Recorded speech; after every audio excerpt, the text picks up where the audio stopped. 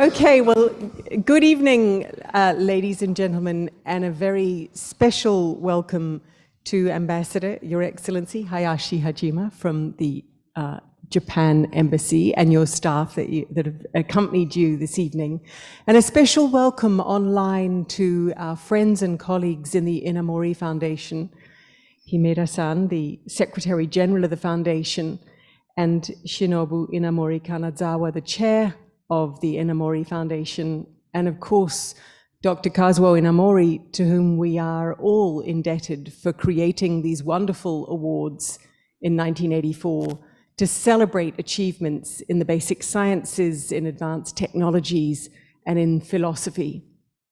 And at the Blavatnik School of Government, we look forward every year to bringing the 3 laureates to Oxford to celebrate just what can be achieved when a society has at least the minimum of government it takes to do the kinds of things that these brilliant laureates have done and continue to do in their professional lives.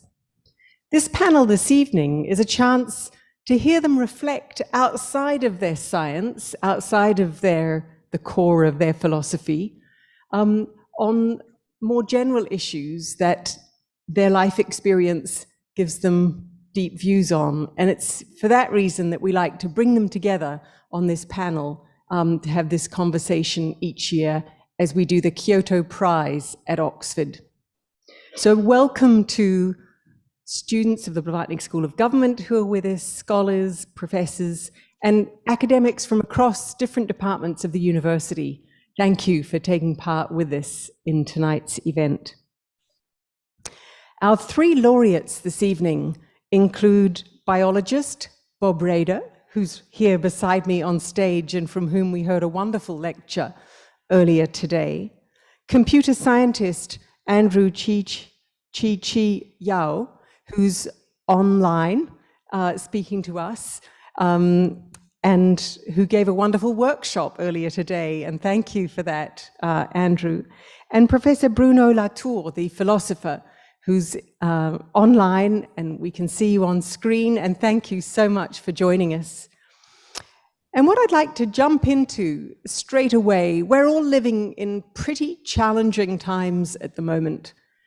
Each of you, scientists, philosophers, undoubtedly know colleagues in Ukraine, in Russia, in parts of the world afflicted by COVID that cannot yet travel, whose work is profoundly affected by what's going on, and whose chances of resuming their work will be affected by what governments do.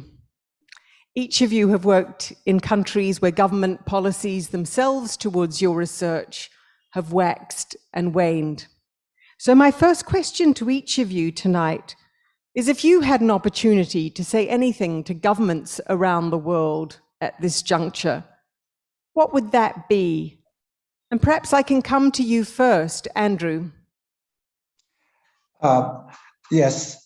Well, it's about midnight here, but I have made some really strong coffee to keep me going. And if I have a chance to say to the governments, I think that I'm afraid I have to just to repeat what is obvious. First and foremost, please try to keep the world at peace. I have the extreme fortune of living all my life in a relatively peaceful world. And I think this really is the basis for human to be able to develop their potential and contribute to the world. And secondly, I would like to ask the governments, please try to face the predictable future crisis as soon as possible. For example, the climate change. This is the kind of natural phenomena that we already know a lot about scientifically. So we have to face it now. And there's another kind of problems that is not natural, but is brought about by human activities. Namely, that the incredible progress that we have made in technology is going to create big problems for us in the future, both, for example, social problems and ethical problems. And what I mean is that the development of powerful new technology, the internet, the artificial intelligence, all these are going to have an incredible effect on us. And so I think that the time to face such problems are now, and we need the governments to work together. And I'm glad to say that especially for the predictable future crisis, I think that scholars and scientists across disciplines will have a chance to contribute and must contribute in order to solve the problems. Thank you. Thank you so much. So peace, getting onto the predictable problems early and thinking about technology and the environment in which technology is being adopted. Bob, what would you add to that?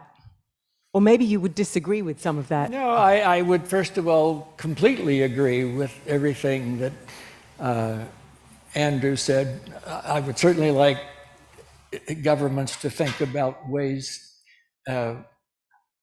for worldwide peace, for cooperation between countries. But I come at this from a scientific standpoint. In earlier days, I had investigators, research people come to my laboratory from second, even third world countries or from oppressive countries, and like to have seen them really flourish, and have hoped that and it has been information passed back to colleagues in their country to see what they could do with the freedoms and so forth they have in another environment to flourish. And even in the modern days, I've maintained contacts with individuals in as many countries as possible, because I think as a group, the scientists seek truth, first of all, and no matter their own political backgrounds or the politics of their country. And I firmly believe that, at least in the scientific area, but others as well, that the more we maintain connections and collaborations, and through indirect contact,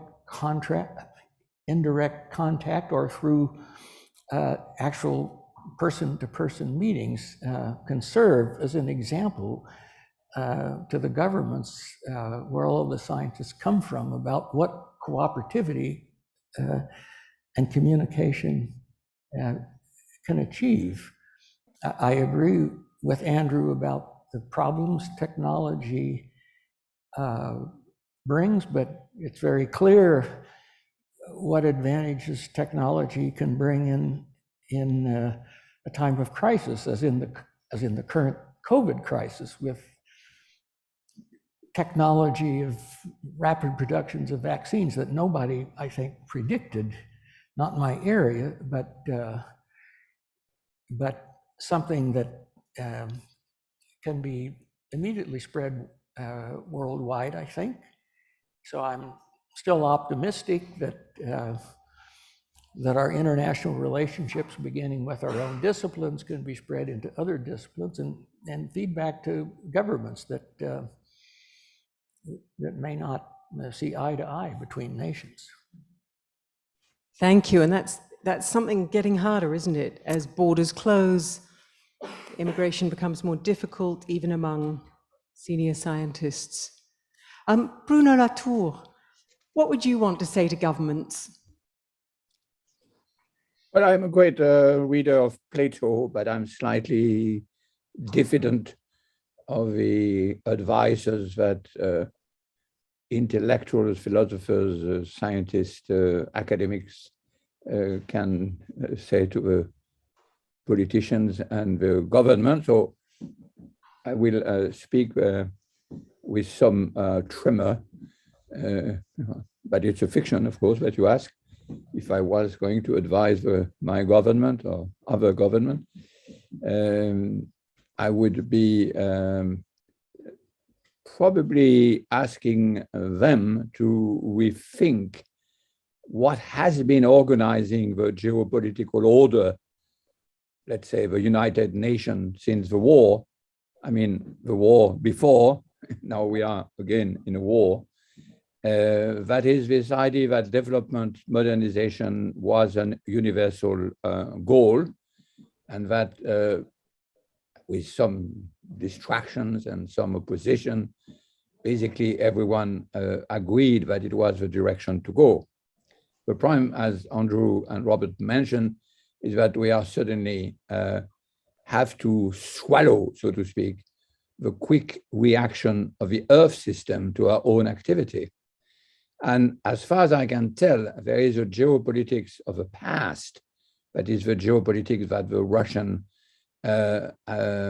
assassination of Ukraine is now breaking down, even though Russia is a member of a United Nations Permanent Council.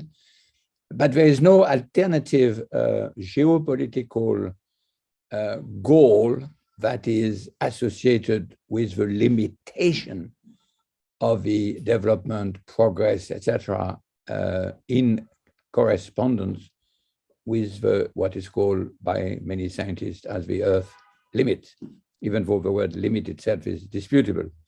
In other words, there has been a modernizing project, and of course, China and India are still very much in it, and it's very good for the many people they drag out of poverty, but there is no geopolitical order that is a substitution to the modernizing project, which was shared, let's say, from 45 and then 89 to the last years, basically, and which is now clearly broken by the decision of Mr. Putin. So the question for me, if I had to advise government, which fortunately government will never listen to me, which is good, would be to say, okay, now what's a United Nation that takes the question of what I call the new climatic regime, that is the new order of geopolitics associated with the climate constraint. And when I say climate, it's not just the atmospheric temperature, it's also biodiversity, resources, water, and so on and so forth. And what the work which has been done in 1940, 45, 44, to imagine, to draft, if you want, the United Nations Charter, what would be the equivalent right now? What would be the Charter of United Nations? Probably more constitutionally representative of a different country. I mean, India is not in it, Germany is not in it, Japan is not in the Permanent Council, which would actually take seriously the constraint imposed on all of us by the new climatic regime. So this is probably slightly abstract, but after all, I'm a philosopher. That's my job, to try to imagine what would be a new meeting, like the early meeting in the United States in 1945, drafting the United Nations. I mean, it's still a very important tool, United Nations, but obviously it's not up to the task of bringing the geopolitical order inside the limit, the new limit we learn about the Earth. And when I say limit, of course, technology is able to break many of those limits, but not indefinitely. So this is a big question, and maybe too big. And I take the opportunity of this little occasion to salute and thank the people from the Kyoto Prize who are here with great, many, many thanks for what they do. Thank you very much. And that brought us nicely back round to where Andrew began on climate change and the need not just for governments to act quickly on things that are predictable, but as Bruno says, to develop a machinery of cooperation and a way of doing that collectively in global governance. I'm going to switch now to a different question, which arose from a conversation we had a month ago. And perhaps I can come to you first, Bob, to ask you, you're a brilliant prize-winning biologist. And we saw today the sort of extraordinary focus, talents, etc., that you bring to your biology. And could you share with the audience what's the skill that you don't have that you wish you did have for your research? Well, first of all, I wish I had a better communication skill and felt more confident about talking to people outside of science.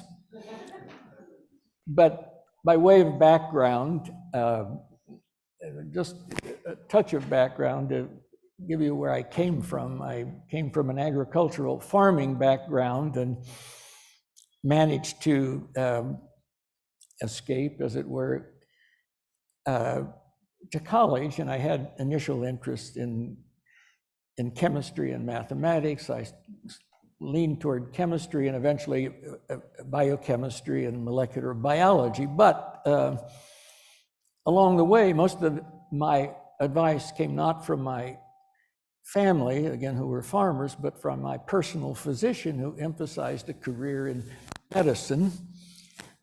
And indeed, I was under enough pressure, I guess, from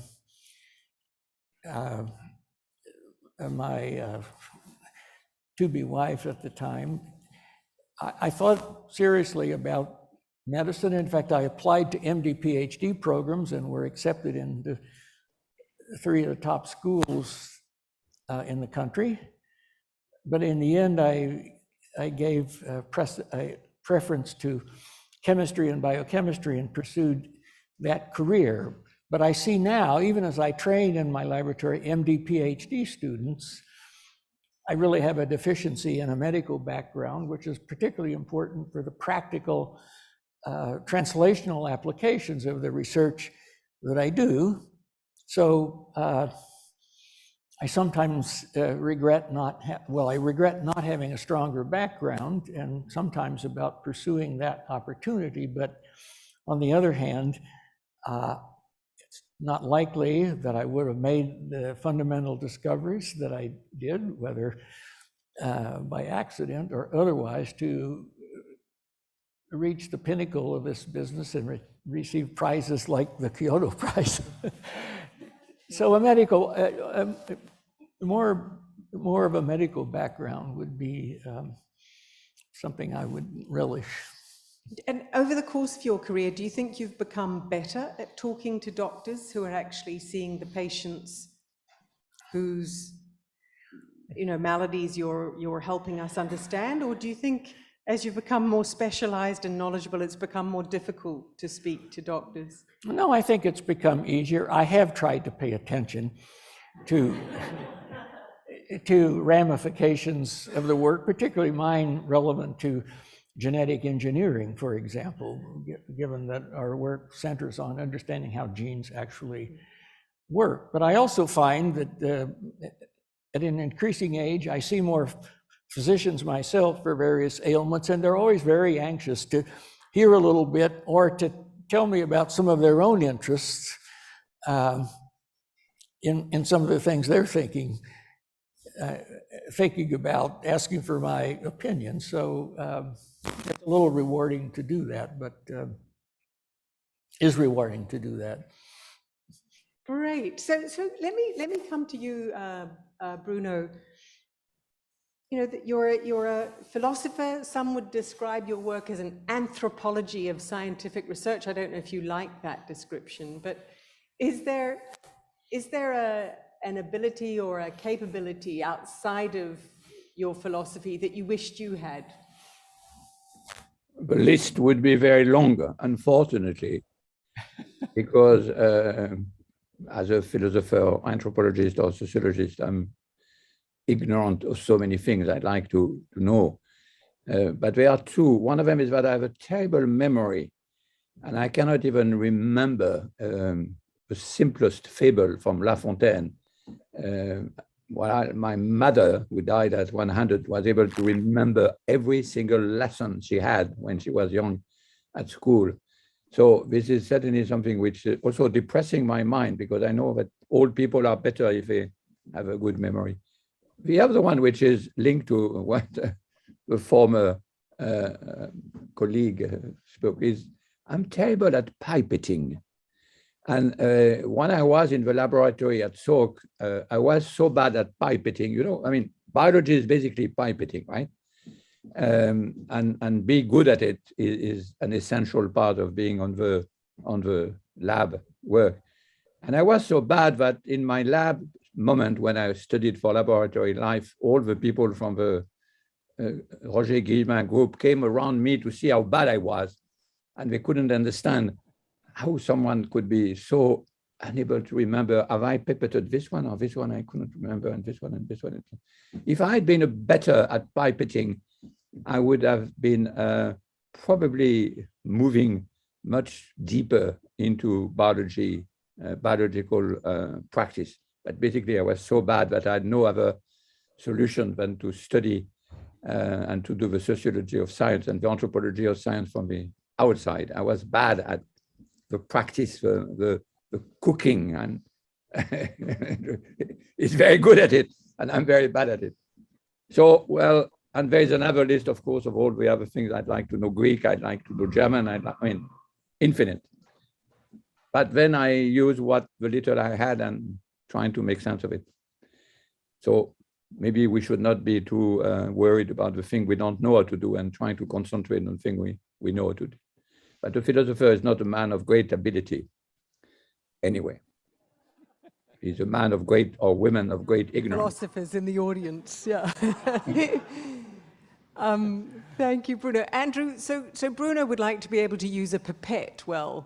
Do you join him in envying Bob's abilities with the pipette in the biology lab? Yes, I think that I'm really glad to hear that I have good companies here in Brno. And I think that I have to say that trying to learn something about biology is probably my biggest failure in my professional career. What happens is that for computer scientists, whenever some great connections come up between disciplines, we would like to take advantage of it because there's bound to be gold in the interaction of two great disciplines. And it happens that in the early 1990s, people start to pay attention of the collaboration between biologists and computer scientists. And bioinformatics and computational biology are the things that one can really literally see that is going to bring great fruits scientifically. And I was very much ready to jump into the bandwagon. And I actually spent countless hours trying to learn textbook of biology.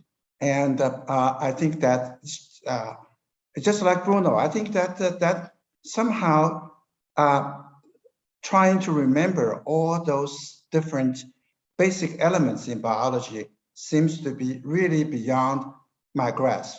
And so after struggling for quite a while, I finally had to give up. And I have to say that I have never been so defeated in my trying to learn something scientifically as the experience in biology. And I'm happy that I'm over it now. I comfort myself that, well, I'm not good at biology, but I could be good in something else. And so I think I'm a healthy person now, but I think that if I had a chance, I would want to become a biologist. I'd like to make an anecdotal comment. Well, Andrew's consoled himself by being the world's most brilliant computer scientist, and I hope that's been a nice consolation for you. But sorry to have you- Bob wanted to comment on both of your biographies. Starting on what Bruno said and following up with Andrew. I'm sorry to have you. I mispronounced the word pipetting. Sorry, Bruno. What No, was I you saying? mispronounced the word pipetting, although pipette is a French word. I apologize. We put French on your list of things you'd like to know. Bruno's comment on the typing struck home.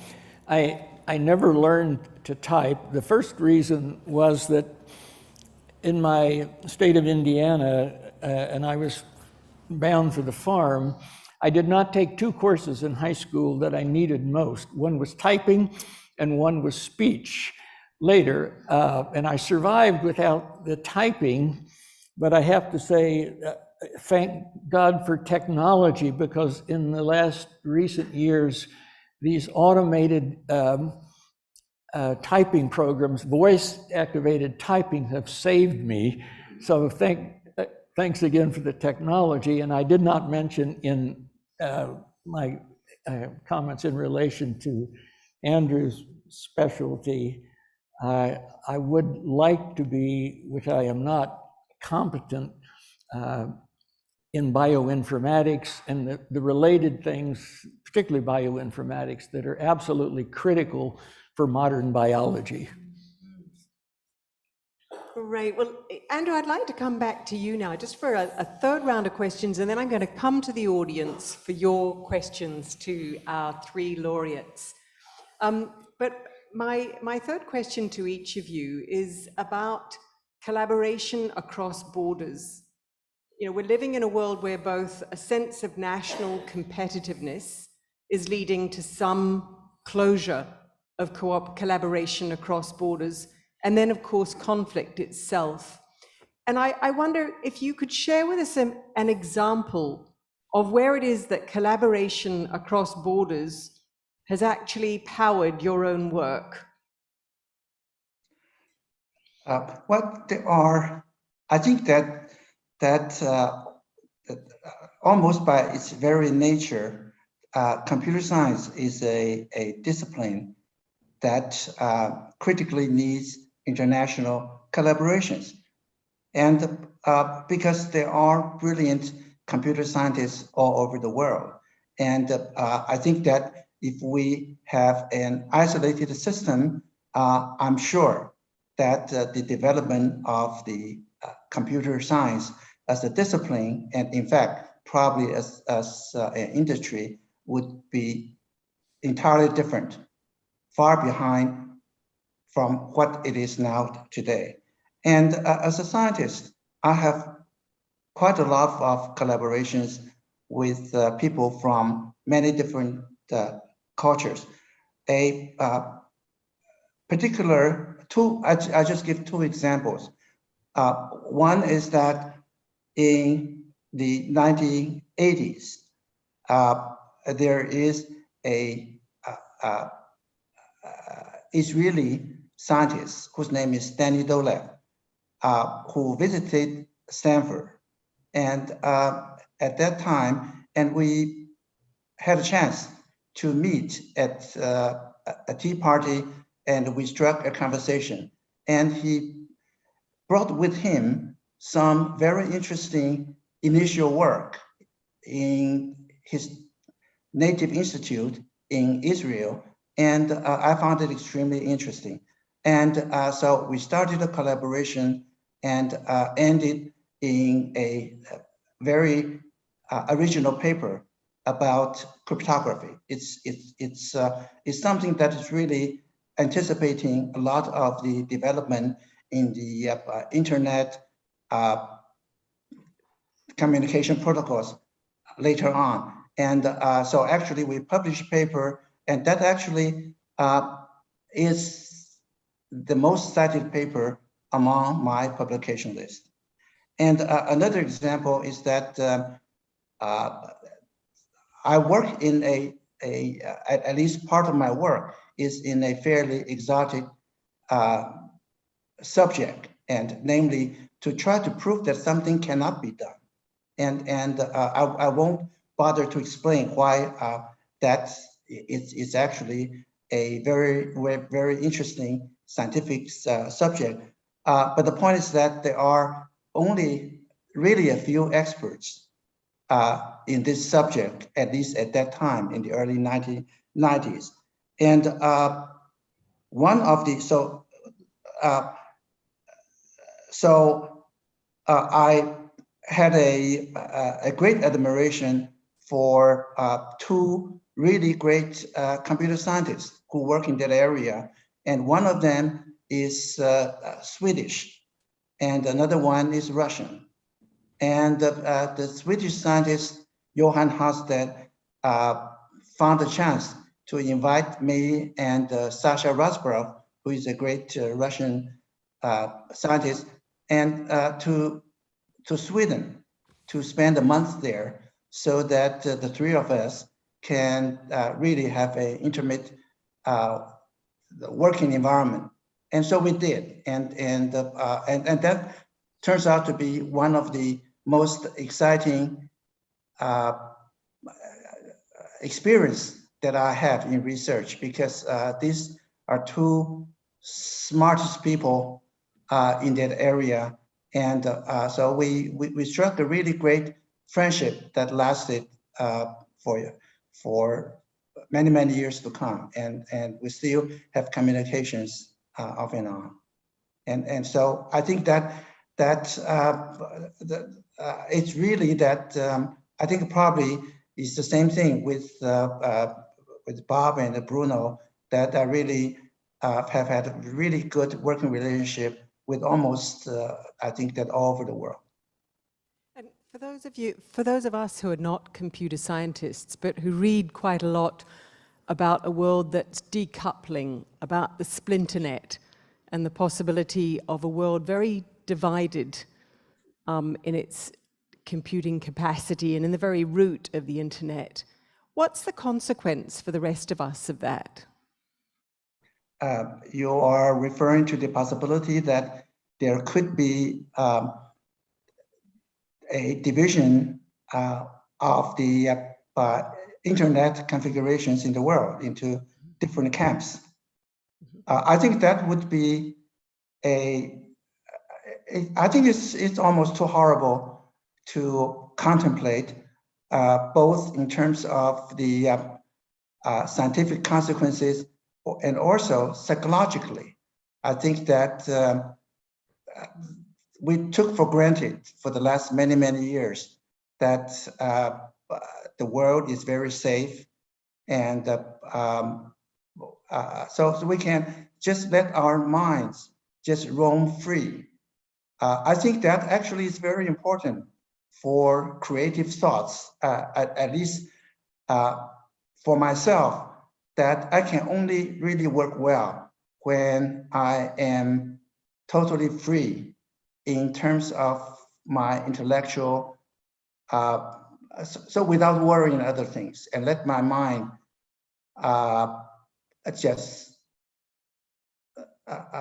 go in whatever direction it is taken. So I think that if the world is what it's really divided badly, and I think I will have a very hard time adjusting. So I just hope that it wouldn't happen. Thank you. Bruno, can I come to you about, I don't know how important collaboration across borders is for a philosopher, but share with us. Is it important? Is it not? What are the consequences of not being able to? Well, all my work was largely collective. I don't know if you mean by border, nation borders. I mean, most of my career was actually done in the US and in England, actually, and started in Oxford, actually, with my friend Steve Woolgar many years ago. Or if you talk about border as disciplinary borders, and I guess that's the one Andrew mentioned, most of my work is actually co-authored with lots of other disciplines. I mean, maybe like Andrew, and just one example is I published several papers many years ago with my friend in primatology, studied baboons, and I learned a lot about baboons and worked with her. And we wrote several papers, and we taught together in UC San Diego for probably 15 years. And that was a very important collaboration for me with evolutionary science. I collaborate very recently on a very interesting venture on what the scientist I'm working with called critical zones. I did a big book at MIT Press with Jérôme Gaillardet, who is working on that. And we published a paper in Earth Science, the Anthropocene Journal, which is a collaboration between the geochemist, an architect, and a philosopher about how to visualize the existence of the Earth system in a credible way. Because my friend is a geochemist. He works on the very superficial limit of the Earth. And he was very worried because he's in a center where geophysicists are always telling him that he's studying only superficial aspect, because of course we are studying much deeper things in the Earth in geophysics. So he told me he was dissatisfied. And we say, okay, well, we are trying to find another way of mapping your work and find a way of making it understandable, not only to the general public, but to scientists in your own lab. And that's what we did. And I'm very proud of this paper. And I wrote many other papers I did one on earthworms. It was in the Amazon, very strange earthworms that transform the Amazon into concrete, basically. And I publish with theologian, which is another discipline, and a scientific discipline in quotation marks, with great interest. So an economist, and it's very difficult for a philosopher like me with an empirical and collective works on collectives to isolate oneself into a discipline. And so it's hard to answer your question without citing my entire CV, so to speak. And what's your advice to scholars in the room early in their career who want to collaborate in this way across disciplines? Well, do you have any advice for them on how to go about that? It's terrible, because if you are out of a discipline, you're dead.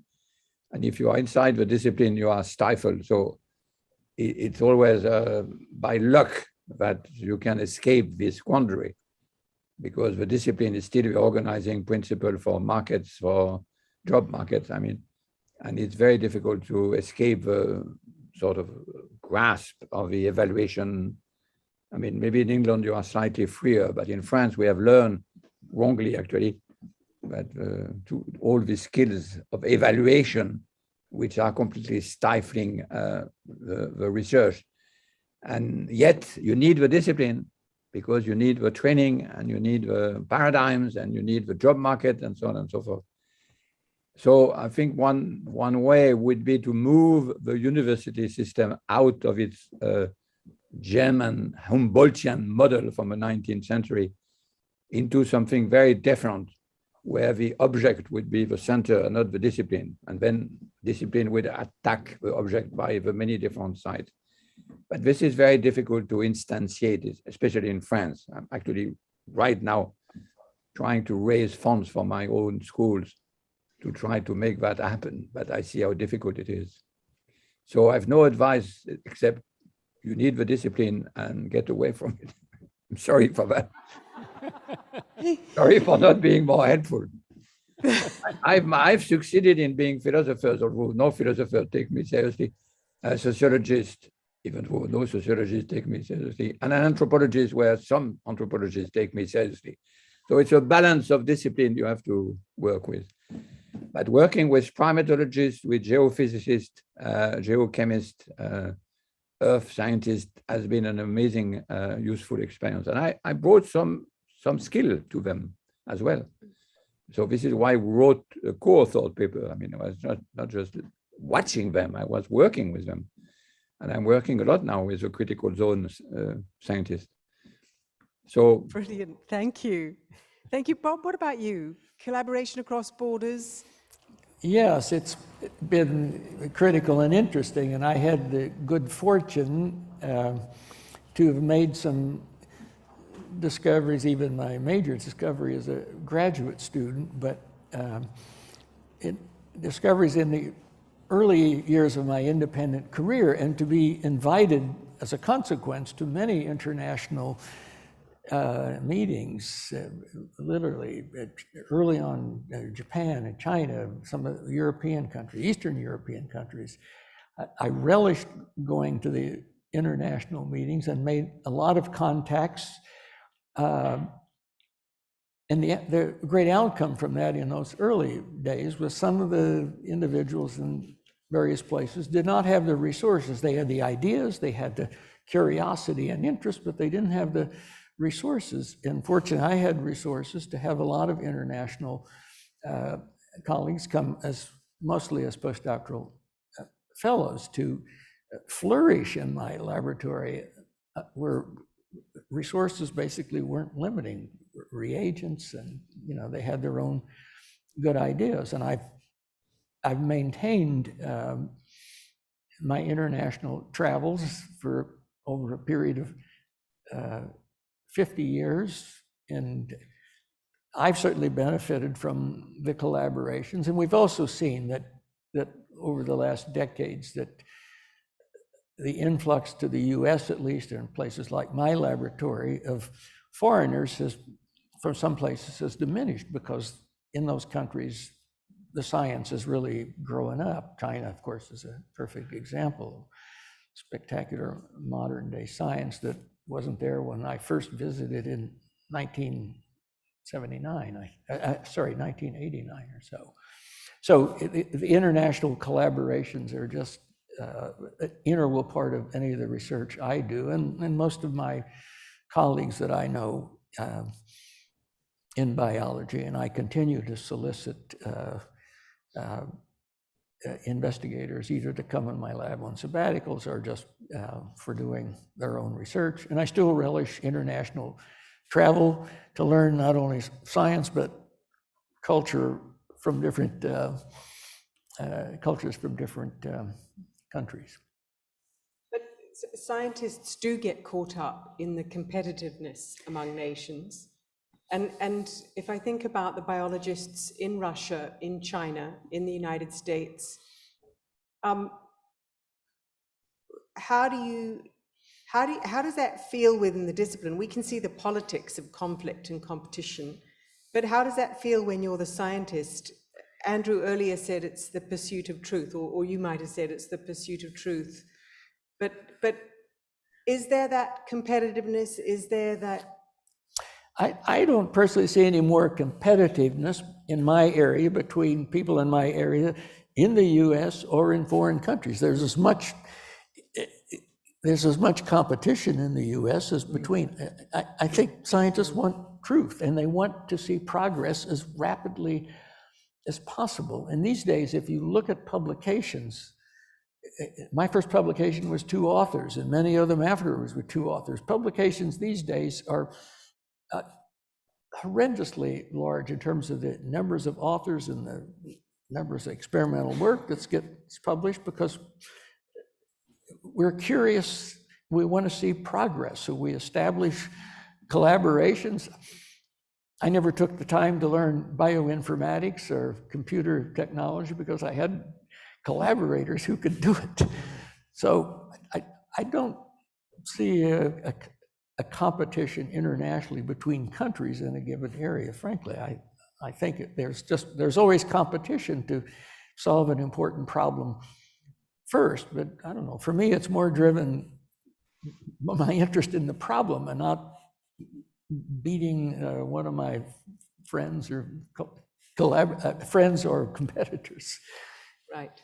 Great. Well, now let me come to the audience for for your questions. And if you're online, please feel free to use the Q&A button at the bottom of your screen and to send in a question, and I'll pick it up here in front of me.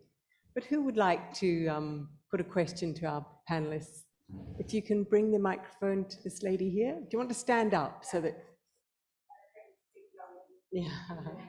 And do introduce yourself before you ask your question. Hi, I'm Maria Torino. I'm an MPP student at Blavatnik School of Government. Oh, I sound weird. So I just wanted to ask you, besides your academic knowledge, which skill was key for you to be an expert in your subject? Like which personal skill make you arrive where you are? Thank you. Like, yeah, did you understand it?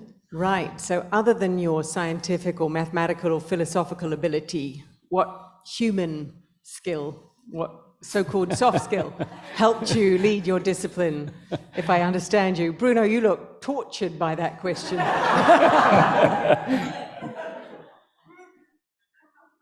This is a question to me? I think it's a question for all three of you. So, would you like to kick off?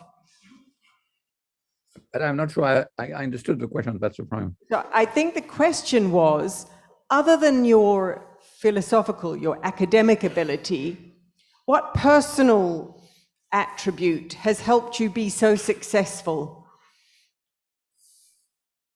I read Tintin.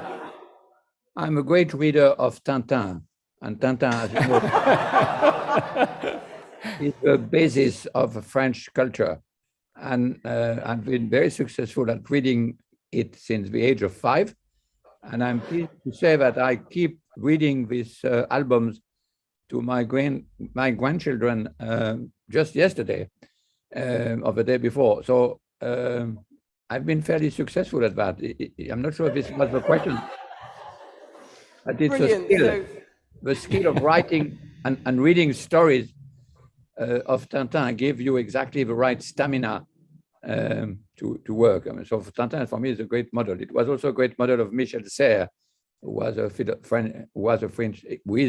French philosopher.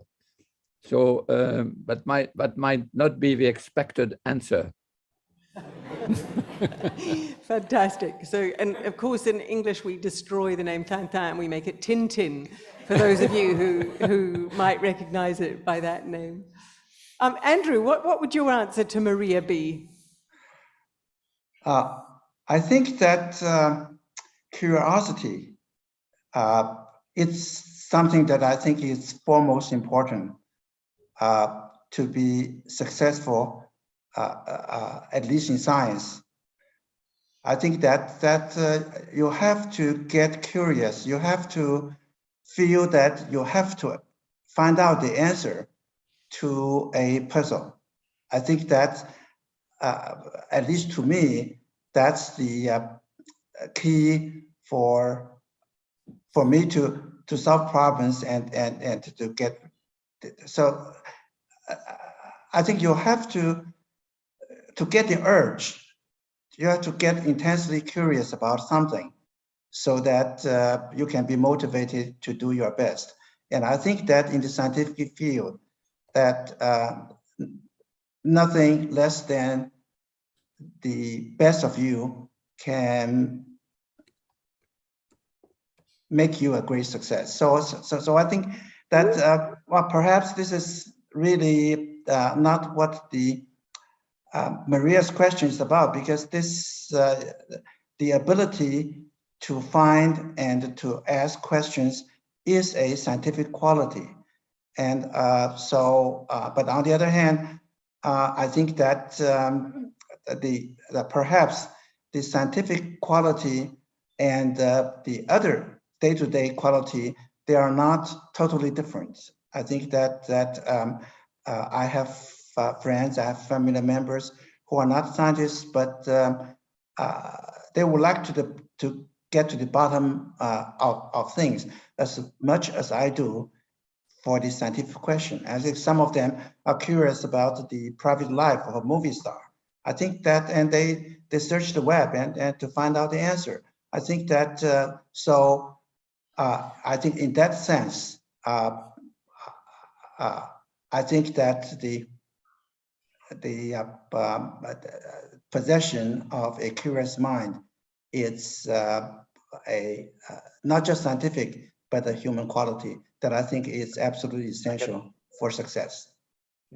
Thank you, Andrew. What about you, Bob? What's your answer for Maria? Well, I would certainly emphasize first and foremost what Andrew did, that you must have a curiosity, because the road ahead and some appreciation of the ultimate problem. But in experimental work, there's going to be a lot of failures along with success. And my other personal quality, I think, that I learned from my parents was just extreme diligence and the ability to work hard on a problem. Some of the problems my lab solved took years, and I didn't give up because I was really accustomed to long, hard working hours, and eventually things paid off. But I guess another personal quality, I was never afraid to admit to my students and my postdoctoral fellows that I didn't understand a problem or even sometimes published experimental work. And so as to allow them to not be worried if they didn't understand something. They eventually have to think more about it and do more experimental work, but not to pretend not to be pretentious and think you know all the answers to start with, and just with curiosity and passion, pursue your problem. Great. And I've disciplined myself not to ask them both if they've read Tintin, but maybe they'll tell us afterwards over drinks. So next question. Let's have this question up here. We can have the microphone up here. Thank you so much for a wonderful talk. I want to build upon Bruno's provocation of collaboration across borders to mean disciplinary boundaries. And this is for Robert and Andrew. What are the ways in which you've collaborated with the humanities as someone who studied history and comparative literature? The natural and technical sciences have always been these bastions that don't really collaborate with the humanities. So what are the ways in which you've collaborated with art, literature, philosophy, and could you share any anecdotes? Yeah, I actually couldn't hear the question. So the question is, have you ever collaborated with scholars in the humanities or in the arts?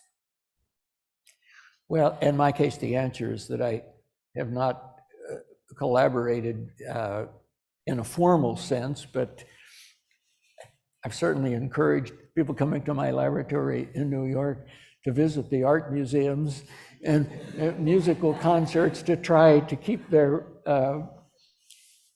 mind sometime off science and think about ways to stimulate their creativity, because for big questions, creativity in thinking is important. So arts and in particular in philosophy, I think are important, although as I said, I've not had any personal collaborations or any people in the humanities wanting to come and figure out how scientists live and work, but maybe sometime. And Andrew, have you ever collaborated with people? I think that's a very original question. I have never been asked this question before, and it never occurred to me to collaborate with somebody in the humanities. So I thank the audience for asking this question. I think that it will be a very interesting proposal. I think that I will look for opportunities, even just to collaborate, to write some popular science books. I think it would be a very interesting experience. I'll keep that in mind. There we go. So we have time for one last question. Who would like to ask the last question? Well, and look, there's two, so I'm going to take both, and then the panelists can choose what they'd like to answer. So, and do introduce yourselves. Hi, I'm Fadli. I'm one of the students from MPP Blavatnik School of Government. My question is, looking back at your extraordinary success, what price have you paid for that extraordinary success, and would you do it again?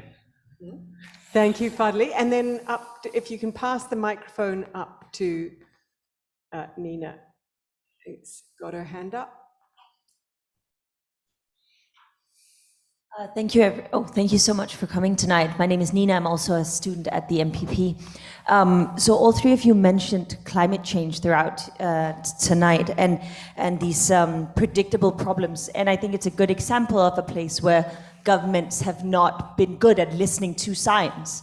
And I was wondering if you could share your insights about what makes it difficult for science to bleed into policy spaces, and maybe what are some good examples you've had of success stories where it's actually been possible to make evidence-based policy.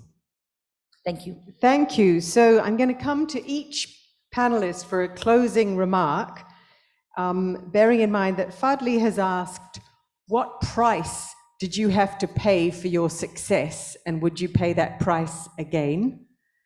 And Nina asked, where have you seen science, where have you seen governments really listen to science, or scientists really make themselves heard in government? You don't have to answer both questions, but if you'd like, I'll just come to each of you for a closing comment. Bob, why don't I start with you? Yes, I'll answer the first question because it's a relatively easy one. I have been fully dedicated to science from the time that I entered, and I'd say the biggest price, the biggest price I've paid is really not spending enough family time.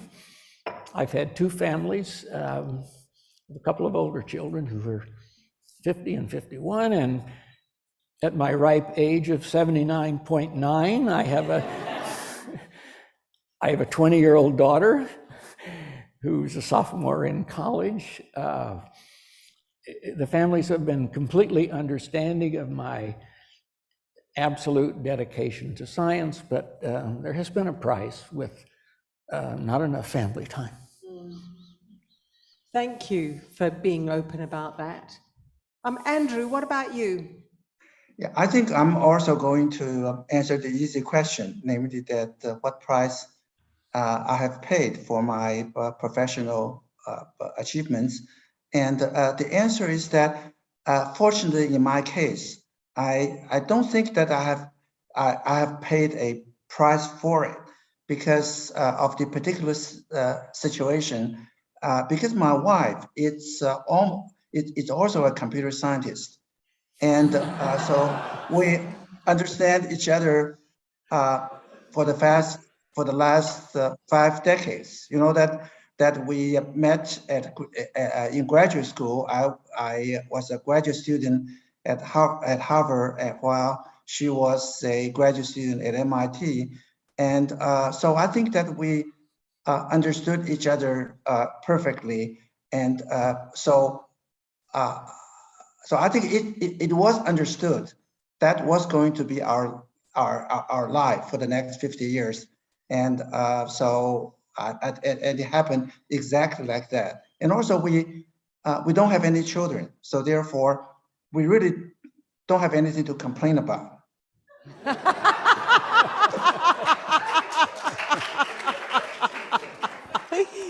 Oh, fantastic. Thank you, Andrew.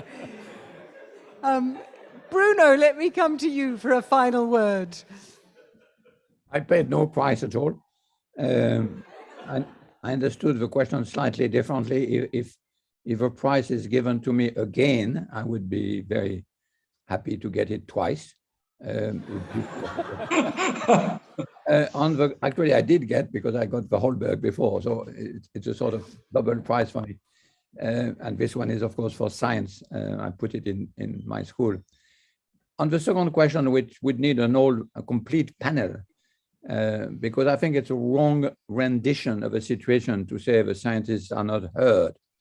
The scientists very often are precisely those who believe that once the facts are established, everybody will follow. I mean, I've always shown that this is ridiculous, even in the case of Louis Pasteur a century ago. But it's even more the case when we discuss things like climate change, where every single fact is actually also a policy warning. So the idea that the scientists are not listened to, this is coming from the film Don't Look Up, is a very bad rendering of a situation. And it is very true that the numbers of steps for a scientific fact to be actually accepted by a whole community, a collective or a society has not been made. Even though scientists are complaining, and they are right to complain, but it's not their job only, they have to be helped. And it's the whole field of sociology and political philosophy of climate which would have to be brought in. I might talk a bit about that tomorrow when we have some time for the lecture. But it's a very important question, and it's unfortunate that we cannot go on right now. But don't believe that the film, don't look up, is the right way of framing the situation. But because I think that's very bad for the scientist morale. Well, thank you very much. And look, for those of you who do want to hear more from each of these laureates, you missed Bob's lecture today in person, but it will be available online. You can come to the Blavatnik School of Government tomorrow or join us online at 11 a.m. for Andrew Yao's lecture. And you can join us at 4 p.m. tomorrow to hear Bruno Latour elaborate. And he just gave you a little taster at the end there. So please do join us for that. But let me bring to a close this evening's panel, again with thanks to the Inamori Foundation for their extraordinary work creating the Kyoto Prizes and then putting together a wonderful international set of opportunities for people to hear from the laureates. And a very special thank you to the laureates for sharing their time with us, including their thoughts well off their usual topics this evening. And thank you, Ambassador, for joining us this evening, colleagues from the Japanese Embassy. Thank you, Pro-Vice Chancellors who are here with us in the audience. And let me invite you all now to join for drinks just outside the hall.